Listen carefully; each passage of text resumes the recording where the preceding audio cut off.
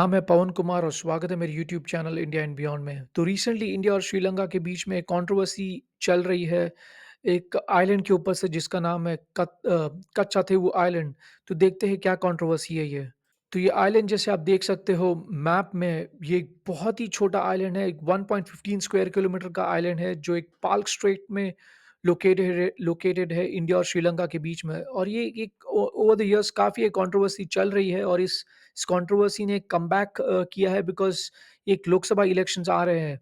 और अब ये इसीलिए भी एक सिग्निफिकेंस इम्पोर्टेंट इंडिया के लिए मैटर करता है क्योंकि ये चाइना जो एक इंडियन ओशन रीजन में अपने एक प्रेजेंस मेंटेन करने की कोशिश कर एक्सपांड करने की कोशिश कर रहा है।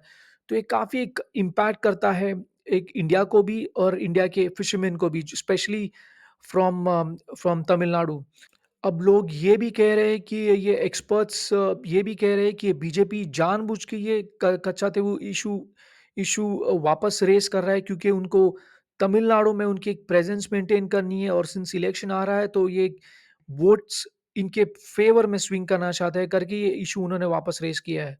अभी आप पूछोगे ये कैसे एक मैटर करता है इंडियन फिशरमैन के लिए? अभी अभी ये जो अगर हिस्टोरिकली देखोगे इंडिया और श्रीलंका के बीच में एक बायलैटरल एग्रीमेंट हुआ था 1970s में under the then prime minister Indira Gandhi. उस इस एग्रीमेंट की वजह से ये काफ़ी हिट हुआ था फिशरमैन के लिए, फिशरमैन को, because over the years since 1921 ये जो कच्छातेउ आइलैंड है ये ब्रिटिश सेलोन की पोज़ीशन में था तभी 1921 के टाइम पे।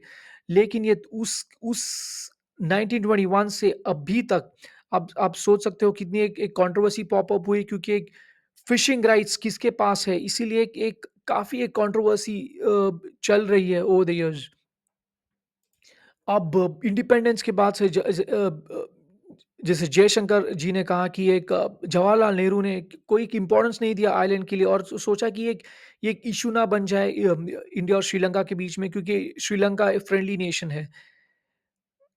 लेकिन 1974 में वो एक इंडिया श्रीलंका के बीच में एक एग्रीमेंट हुआ था एक बाउंड्री को लेके और उसी एग्रीमेंट के रीज़न की वजह से ये आइलैंड दे दिया गया था श्रीलंका को। और इंडियन फिशरमैन तभी भी 74 में उनको एक एक्सेस था कच्चा थे वो आइलैंड में, लेकिन 2 साल बाद वो एक एक्सेस एक डिवीज़न आ गया वो आइलैंड में। इसीलिए वो फिर उसके बाद इंडियन फिशरमैन नहीं जा पाए वो आइलैंड में।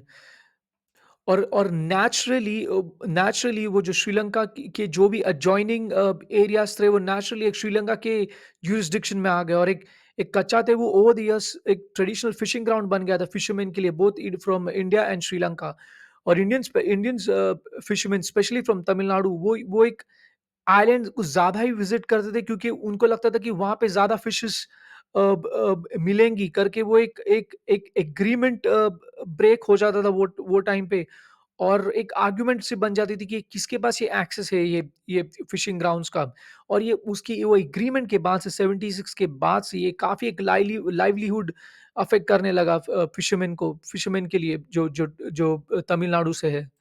अब ओवर द इयर्स ये इतना एक खचा थे वो आइलैंड का ये एक थ्रेट बन चुका है क्योंकि चाइनीज़ जैसे मैंने पहले कहा वीडियो में ये काफ़ी एक्सपांड करने की कोशिश कर रहे हैं इंडियन ओशन रीजन में और एक फुटहोल्ड मेंटेन करने की कोशिश कर रहे क्लोजर टू इंडिया।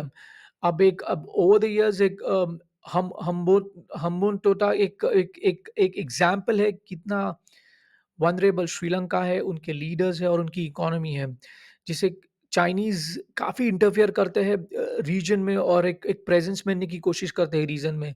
और एक लास्ट अगर आपने आप जैसे आप लोगों ने जैसे कुछ पढ़ा होगा, जैसे कि एक चाइना लास्ट डेकेड में काफ़ी ओवरसीज़ एक्सप्लॉइट करता है कंट्रीज़ को और इंडियन लॉ मेकर्स यही एक थ्रेट पर्सीव कर रहे हैं पोटेंशियल चाइनीज़ होल्ड से एंटायर पाल्क स्ट्रेट में। आप एक विंड मिल प्रोजेक्ट का भी एक रूमर्स है कि एक चाइनीज़ कंपनी को दी गई थी और चाइनीज़ एग्रेसिवली एक स्प्रेड कर रहे हैं इंडिया के नेबरहुड में और एक मरीन टाइम सिल्क रूट में, जिसे एक This स्ट्रिंग ऑफ पर्ल्स भी agreement कहा जाता है। और of 1974 India is trying to be cautious had और three एक other well prepared clauses. One clause कच्चा which तेऊ said जैसे एक that बिलोंग each करता है country श्रीलंका को और इंडिया को नहीं। shall have sovereignty and exclusive jurisdiction and control over the waters.